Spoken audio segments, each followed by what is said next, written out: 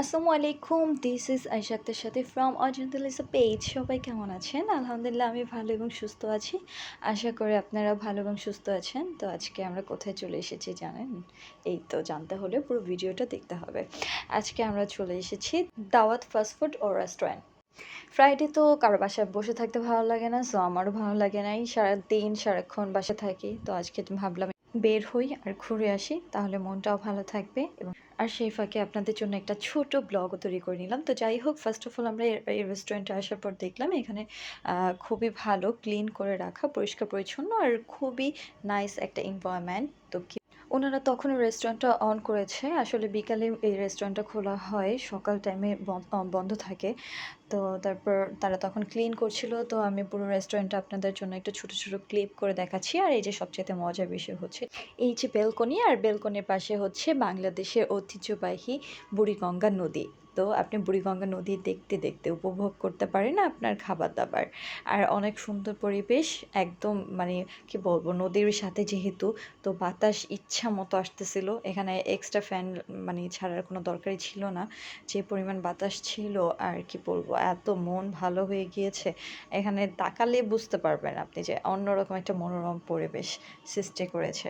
আসলে যে নৌকা নৌকা দেখা যাচ্ছে, আপনাদের জন্য আবার আমি একটু জুম করে দেখাচ্ছি, যে তাহলে বুঝতে পারবেন কতটুকু কাছাকাছি এই দাওয়াত রেস্টুরেন্টটা। আমি আবার একটু লোগোটাও দেখিয়ে দিচ্ছি।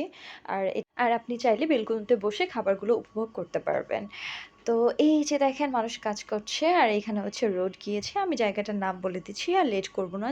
লোকেশন গ্যান্ডারিয়া, আলমগঞ্জ নদীর সাইডে দাওয়াত রেস্টুরেন্ট। ঠিক আছে, গ্যান্ডারিয়া থানার থেকে আরও ভিতর সাইডে মামা বাজারের, আর ওই রোডটা ধরে 5 মিনিট দূরত্ব এই দাওয়াত রেস্টুরেন্ট।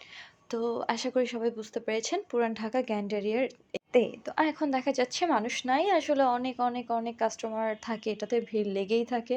তো আমরা যখন গিয়েছিলাম মাত্র ওপেন করেছে, যার কারণে তেমন কাস্টমার নেই। একটু পর দেখা গেল অনেক মানুষ চলে এসেছে, পুরো ভিড়। তো আপনাদের জন্য ওটা একটা ছোট ক্লিপ রেখেছে। আর একটা মজার বিষয় দেখেন, এই যে এখান থেকে পোস্তগোলা ব্রিজ দেখা যাচ্ছে, ওই দেখেন আমি জুম করে দেখাচ্ছি পোস্তগোলা ব্রিজ। চারিদিক খোলামেলা, পাশে নদী, আর নদী থেকে এত বাতাস বইছিল, আমার কাছে মোটামুটি সব কিছুতেই খুব বেশি ভালো লেগেছে। আর তারপর এদের খাবার ব্যাপারে এবার একটু আসি। খাবার মেনুটা আমি দেখিয়ে দিব আপনাদের জন্য। অনেক রিজনেবল প্রাইস ছিল। তারপর আমি একটা জাস্ট চাউমিন, চিকেন চাউমিন আর একটা কোল্ড কফি নিয়েছি, চকলেট কোল্ড কফি। খাবার মোটামুটি ভালো, আমি যে বলবো অনেক বেশি ভালো তা না, মোটামুটি মানে খাওয়ার মতো। হ্যাঁ, তো আপনারা চাইলে আপনাদের চুজ মতো খাবারগুলো নিয়ে নিতে পারেন। এখানে cold coffee, hot coffee, Naga burger থেকে শুরু করে সব কিছুই আছে। আর ওই যে ফটো সেশনের জন্য ওখানে কিছু ডেকোর করা আছে, দেখেন আপুদের খুবই কাজে লাগবে। আয়নাটা ওই যে দেখছেন, তো আমার ভাই শুরু করে দিচ্ছে অলরেডি, হেয়ার স্টাইল করা শুরু করে দিচ্ছে। যাই হোক, করে পচাই দিছিলাম। তো এই যে দেখেন, পুরো রেস্টুরেন্টটা একদম খোলামেলা পরিবেশ। আর একদম পাতা দিয়ে ডেকোর করা ছিল অনেক সুন্দর করে, আর্টিফিশিয়াল লতা পাতা দিয়ে আর কি। ওই যে দেখেন লঞ্চ যেতেছে, দেখছেন? আপনারা এখানে বসে বসে বরিশালের আপু ভাইয়াদেরকে দেখতে পারবেন, চাঁদপুরের সবাইকে দেখতে পারবেন। দেখতে দেখতে আর বাতাস খেতে খেতে আমাদের খাবার চলে আসলো অলরেডি। এত মজা ছিল কোল্ড কফি, কিন্তু চাউমিনটা বেশি একটা ভালো ছিল না। আপনারা বুঝে আপনাদের চুজ মতো খাবার চুজ করবেন। আর হ্যাঁ, আমার নিউ চ্যানেলটি এখনও যারা যারা সাবস্ক্রাইব করেননি, প্লিজ সাবস্ক্রাইব করে দিবেন। লাইক কমেন্ট শেয়ার অবশ্যই করবেন, এবং সবাই ভালো থাকবেন, সুস্থ থাকবেন, আর আমার চ্যানেলটার সাথেই থাকবেন। আল্লাহ হাফেজ, আসসালামু আলাইকুম।